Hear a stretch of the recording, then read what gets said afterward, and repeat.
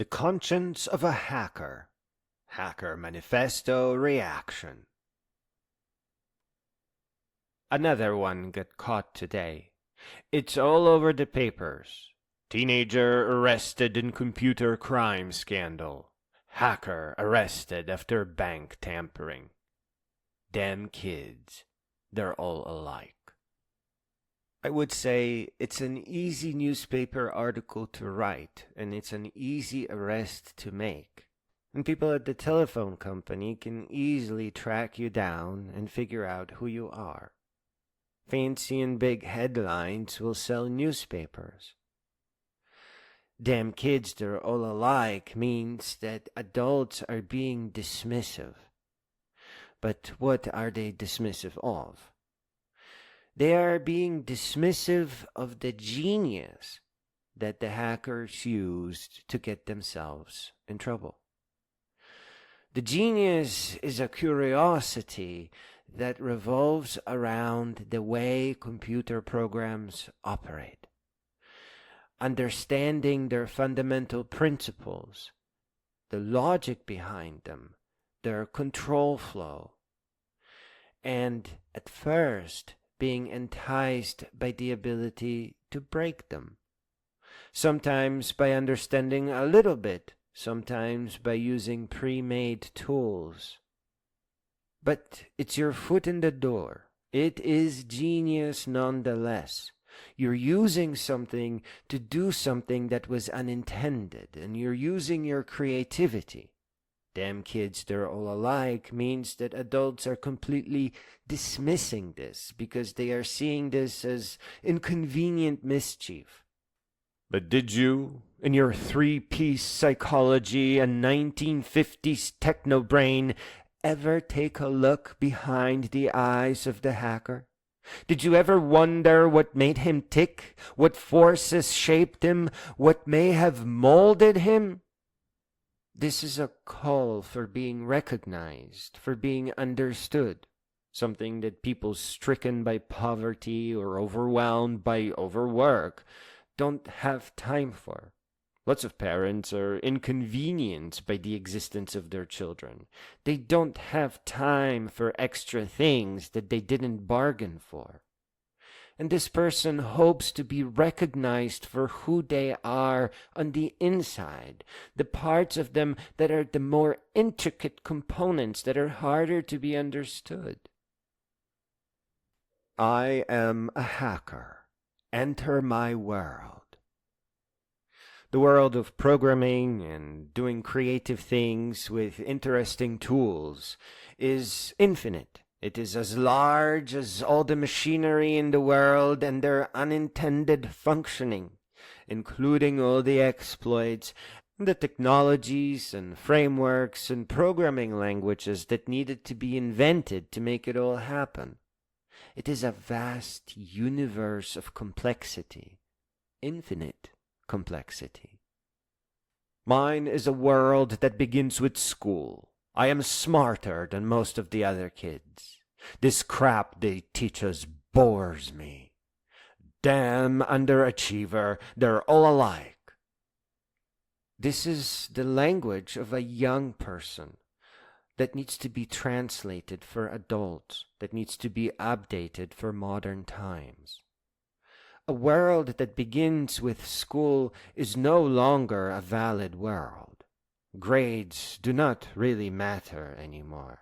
The GPA is used as a carrot and stick. Schools were never completed, and what we have today is just a dog and pony show. A school is not a symbol of learning anymore. Self-education is. So a hacker today would sit in front of computer screens studying source code, talking to artificial intelligence about it, inhaling things that come in a sequence that the hacker understands, that they can comprehend by adding to their existing knowledge, learning at their own pace. The world of hacking and computer programming requires real education. And today, you can only find that at home in front of artificial intelligence and programming books. I'm smarter than most of the other kids. This crap they teach us bores me. That is really complicated. Being smarter than the other kids is not what it sounds like. It just means that the person has depth. They have their own world. But same can be said for others. Except that the world of programming, the education you put into it, pulls you in. You are interacting with it. And when someone is just memorizing their homework and constantly searching for grades, for approval from the teacher, for a better GPA, they aren't really learning. They are just performing. This crap they teach us bores me is another troubling phrase because they don't teach in school. They make you memorize. And memorization is not a form of education. It is shallow mockery of education. Damn underachiever. They're all alike. That's just the voice of adults dismissing kids again. But the adults are overworked. They are disconnected from what the children are going through.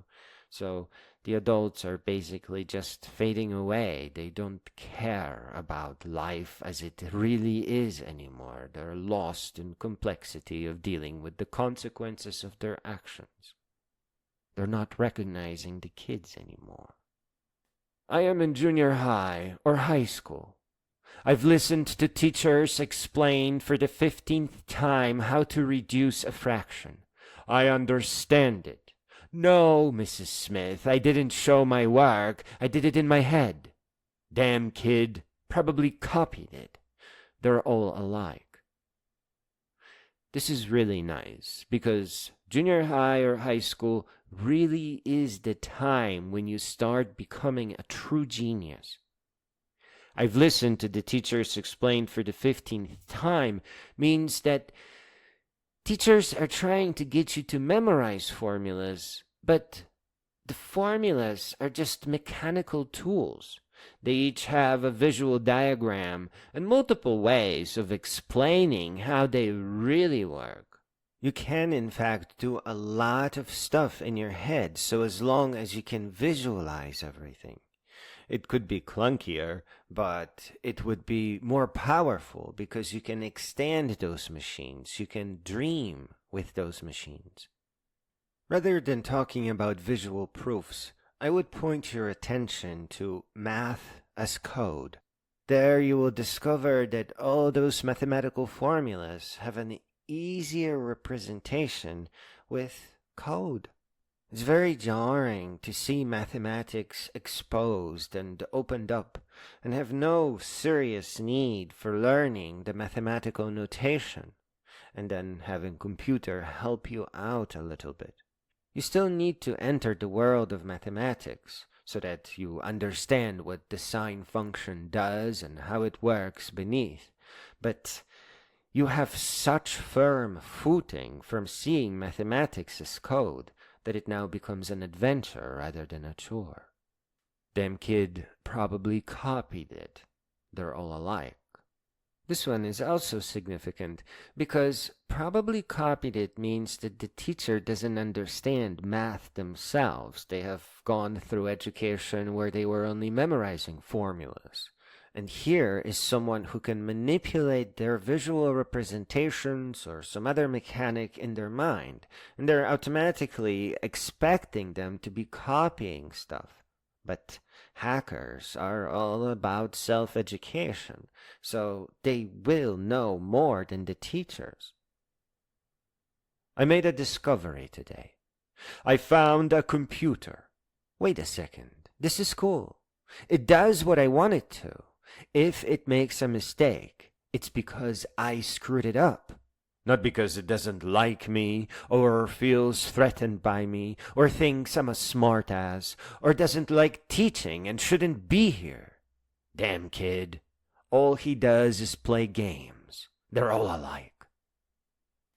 Yeah, the initial discovery of the world of computers is pretty big.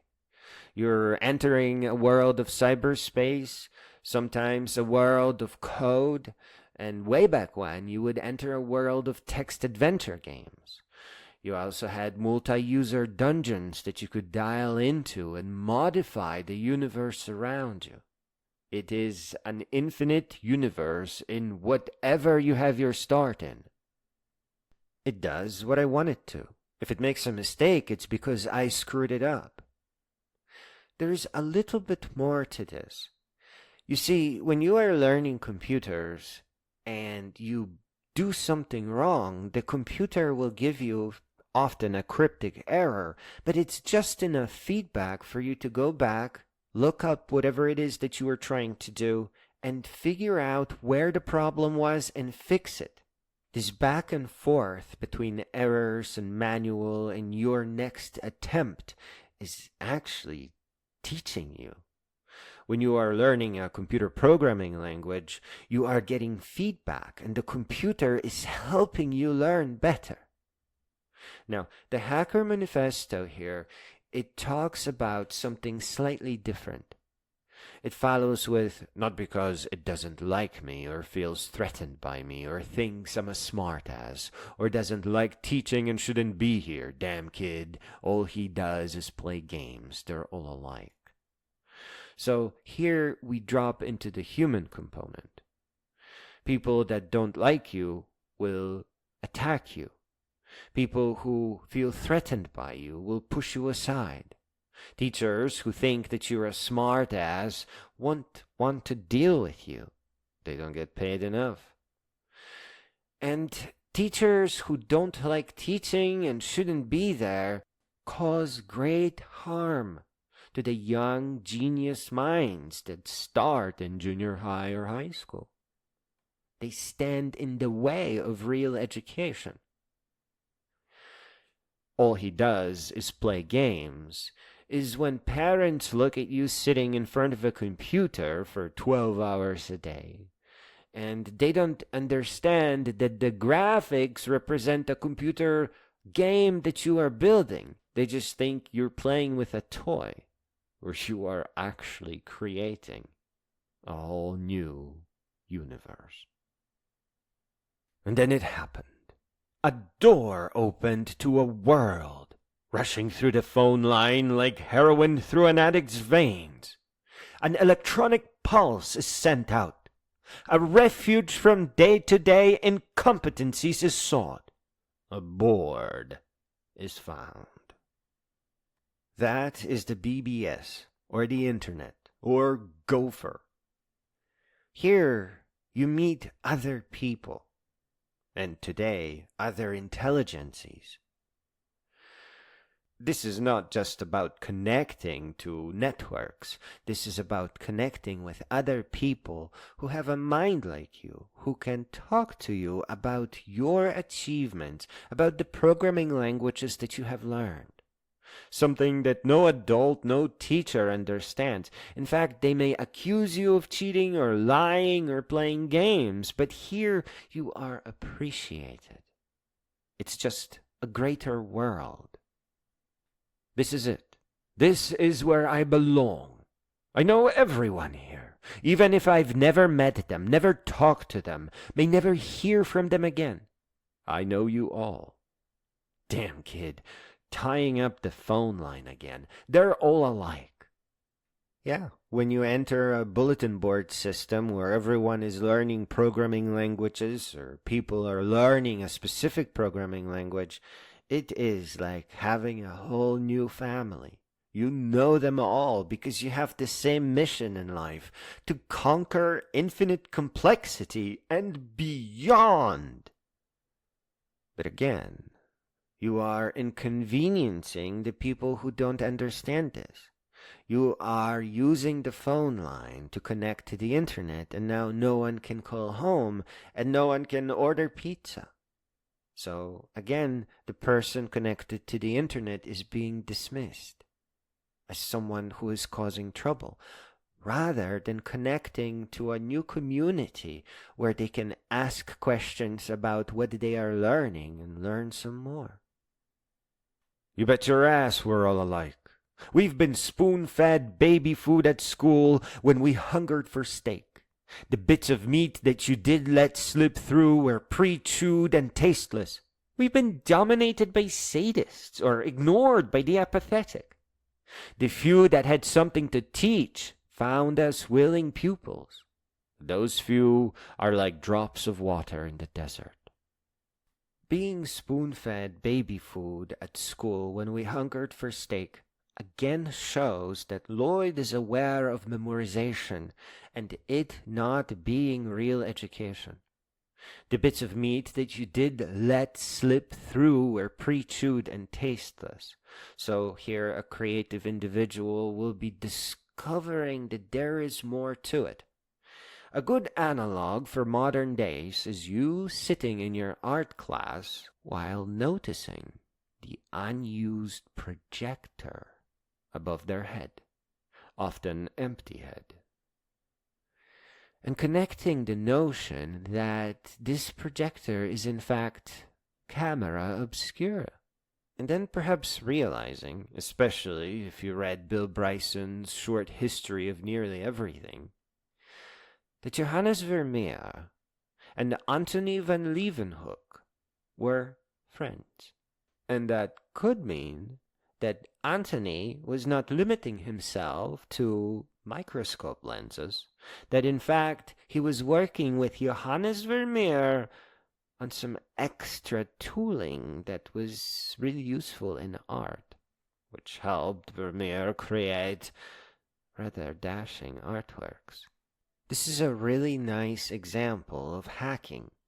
Both you looking up at the projector and realizing that you can project selfies on a canvas, and Vermeer realizing that with some help from his friend he could create lenses that could project on his canvas.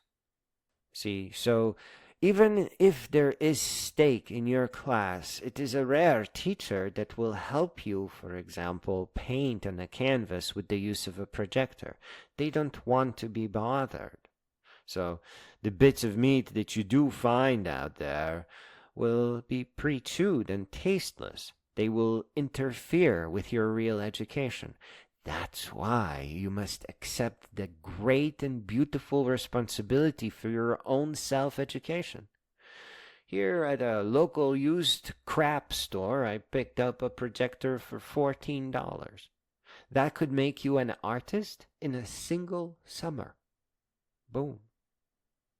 We've been dominated by sadists or ignored by the apathetic is a very telling combo. He is definitely talking about bullies and the teachers that watch the fight. It's a pretty sick show when it does happen. I was in one of them. Later, when I spoke to the lady for music class, she said life is not fair. But boy, oh boy, I watched her move her head away in slow motion, and I figured out a lot about adults that day.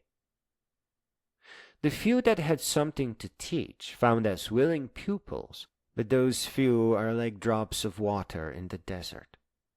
So there are, in fact, teachers out there who will help you a little bit, and they will deliver powerful lessons. For example, in just a couple of hours, you can learn how to assemble computers, or even better than that, clusters of single board computers. Or, just assemble entire Beowulf processing clusters out of used crap you find while digging through trash. You may be able to find a teacher that will let you use the art room, or someone that will explain how bodybuilding works. And these teachers are actually authentic. They are what a teacher should be like. But it's always too short and too small. So really, a good teacher would be more like a classroom of teachers, where you could ask questions and jump around different subjects and do what you feel like doing for that day. That, as of last 2 years, is a possibility. We're talking here about a congress of artificial intelligence computers that you assemble at home. You ask questions and they chatter away. They teach. Individualized instruction, as you already figured out, can't work with real humans because there's 30 people in the classroom and only one teacher. And every one of those students requires very specific explanation that matches their existing knowledge, and it respects their sequence of learning, what they are ready for next, and their pace of learning. Some people will learn faster because of what they know. Others will need to take a while to build up the architecture necessary for things to stick.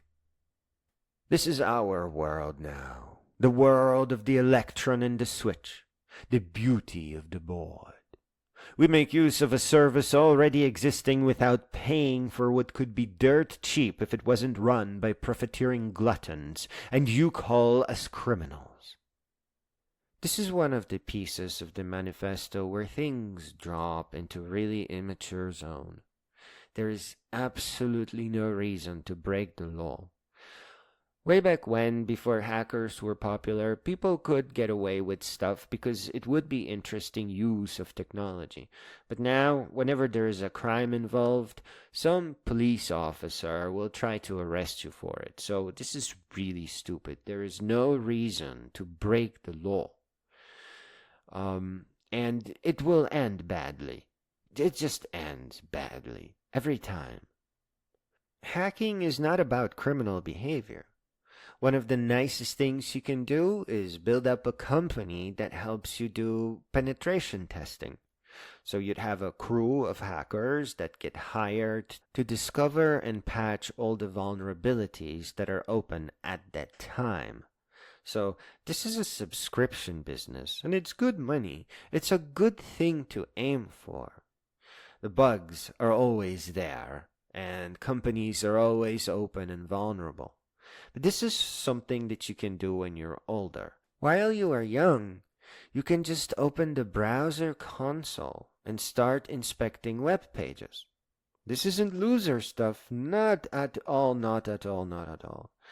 The interesting part is HTML and how the user interface is built so that you can build your own interfaces. But there's also networking involved here, how the calls to the server are made. So you can create an alternative user interface that is much smoother to use, for example, that doesn't really hurt anybody. You should always be respectful of the computers and the network. You shouldn't scrape anything. In fact, chances are someone already scraped something similar and put it up in the archive or someplace. So you don't have to hack. You can just use a web page as it is with some creative magic on top of it. For example, there's one popular artificial intelligence company that provides demo of generating special effects. So you describe a special effect and click generate and you get 4 different variations of it. Well, if you just type in drum kit or Zimmer horn, you will actually get actual high quality, real deal audio samples that you can then put into LMMS. The trouble is that while the web page is demoing stuff, it's not letting you download those samples. Those samples are wrapped in JSON and are base64 encoded, I think. So you need to be able to get in there and pull those samples out. Now, they're already going to be in your browser. You're not going to be making any extra calls beyond what was already done. You're just digging it out of the JSON and the base64 encoding or whatever it is, and downloading it to your system so that you can use it in LMMS which is such an incredibly simple way to create awesome music that, again, it is a form of hacking. You can create techno, you can create piano, you can create long songs, short songs, and they're coming from your soul, and you don't need to know anything about music theory. You're just putting everything together by ear. LMMS. Very cool. See, this is why it's so hard to understand hacking. It's got nothing to do with games, it's got nothing to do with crime. You use something that was meant for creating a boing sound to create an actual beautiful, clear instrument sound. And then you use your knowledge of creating music in LMMS to create a song. And then maybe you add a video, or you share that song with your friends. You're using sounds that would be lost when that browser page was closed. They don't exist on the server. Nobody would want to store those sounds. They only exist in the web page, your web page that you have open. And after you close the window, after you refresh the page, they're gone. No one will ever hear those sounds again. The AI will never generate them. So you're saving sound and making a song. That is what hacking is about. The word explore has special significance here, because hacking is not just about the computer world. Hacking logs, or hacking urban exploration, or just hacking the world can mean going outside.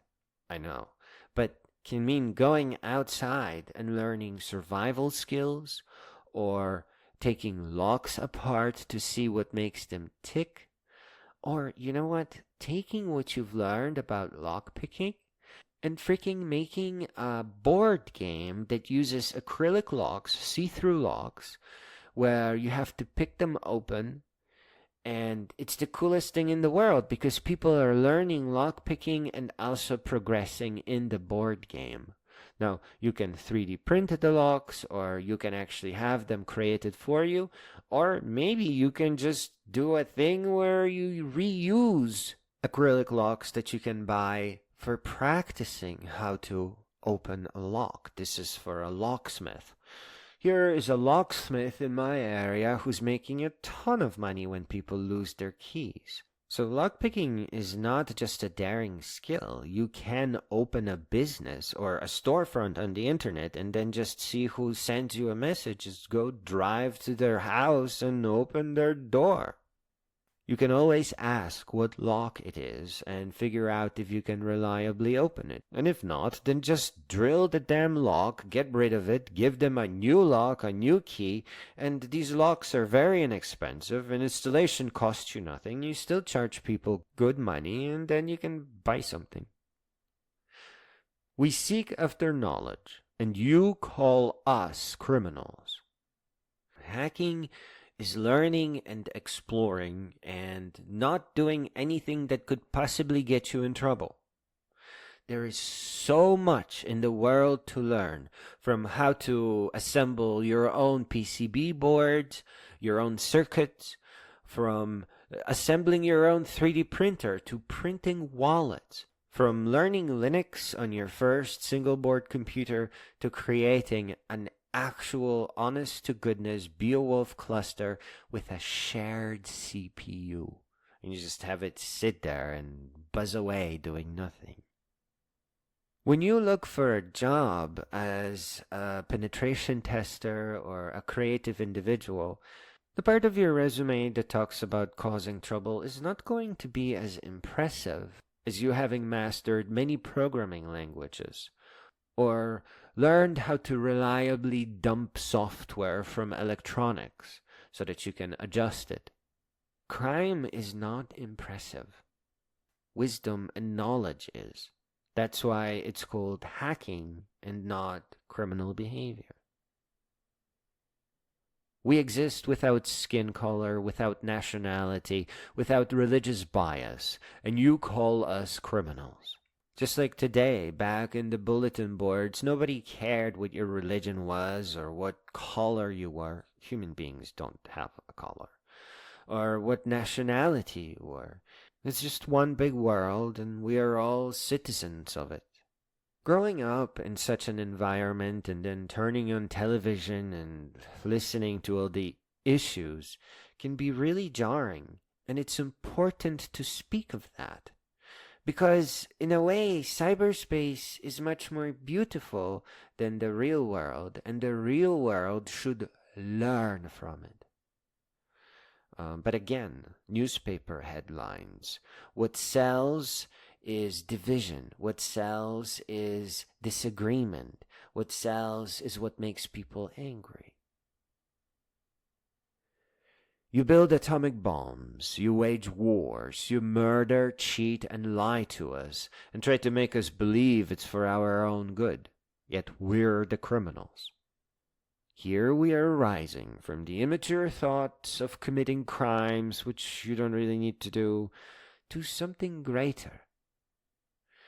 Building atomic bombs was as much as a response to what could have been as, creating better weapons of destruction. Waging wars is something that politicians do. You may remember that Christmas truce where the soldiers stopped fighting. Yeah, they are ordered to kill each other or they will be imprisoned or more likely shot dead right there. So they aren't really fighting each other. They are fighting for their own survival. They are between a rock and a hard place. They are forced to be in that position by their leaders. So, politicians are responsible for wars, not the soldiers. That's a pretty nasty thing to stand for. Cheating and lying is again political trickery. All those political promises are non-legally binding. And political hackers are likely using game theory to map elections, to introduce issues that sway voters to move to the other side. So it's possible to begin somewhat manipulating what people believe and then alter the outcome of real-world things. Yes, I am a criminal. My crime is that of curiosity. My crime is that of judging people by what they say and think, not what they look like. My crime is that of outsmarting you, something that you will never forgive me for. I am a hacker and this is my manifesto. You may stop this individual, but you can't stop us all. After all, we're all alike. In this final part, the same way that adults dismiss the hacker is now dismissing adults. Yes, you can call me whatever the hell you want to call me. My only crime is the crime of curiosity, which is a crime of learning. My crime is that of judging people by what they say and think, not what they look like. So this is about wisdom and knowledge and greatness and content of character.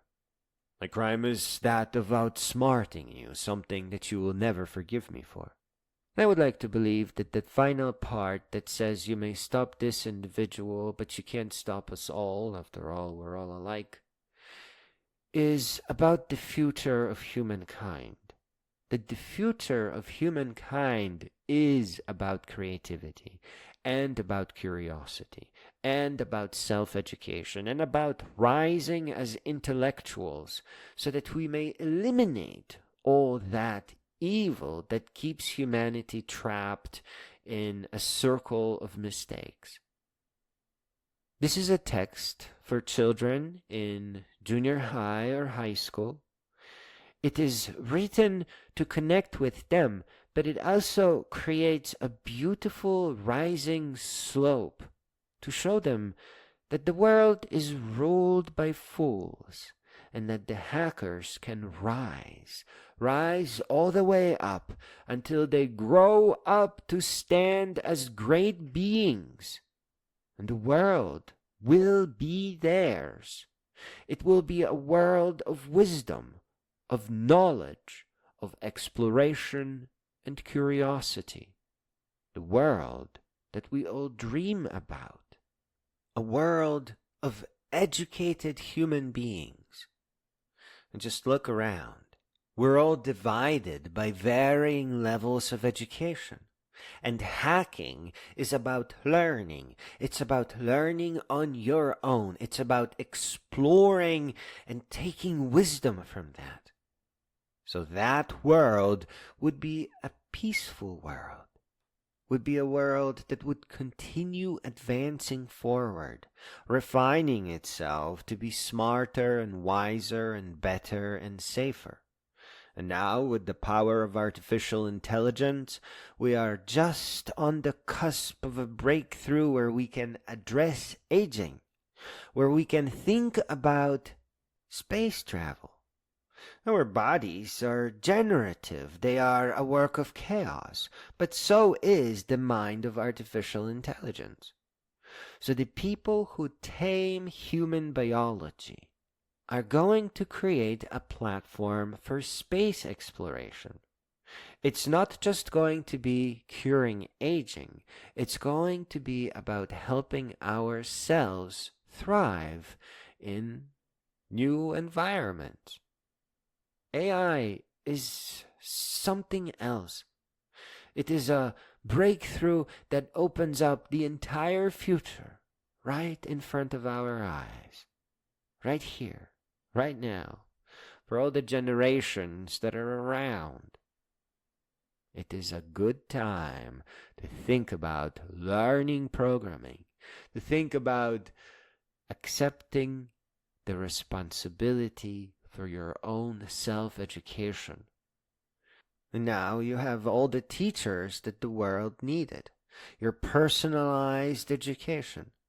All you need to do is talk to AI in a way that makes sense to you from the platform that you have risen to yourself. And the AI will explain everything. The AI will never judge you for asking stupid questions or not knowing something simple. Now, university education, paying for it, it is something to think twice about. If you can learn powerful things on your own and build your own companies that also employ artificial intelligence, it will be very powerful if you build them from ground up with AI in mind. Then perhaps you can build your own way to success. That may just be the only way by which you can reach real success that you can truly, fully appreciate and understand and learn from, and again, use it as a stepping stone to rise higher.